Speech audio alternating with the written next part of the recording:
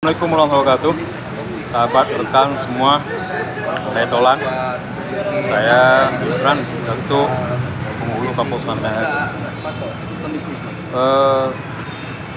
Ada beberapa hari yang lalu saya melihat atau membaca di media sosial bahwasanya ada orang-orang yang mengatakan Datuk Penghulu itu penghambat pilkada.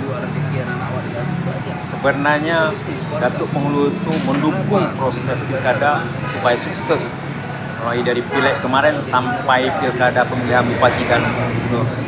Insya Allah yang akan dilaksanakan pada tanggal 27 bulan 11 2024. Jadi kalau ada segelintir orang-orang manusia yang mengatakan bahwa Datuk itu menghambat pemilu, itu pikiran dungu, ya, pikiran dungu. Apa yang pernah dikatakan oleh Ki Gerung, ya.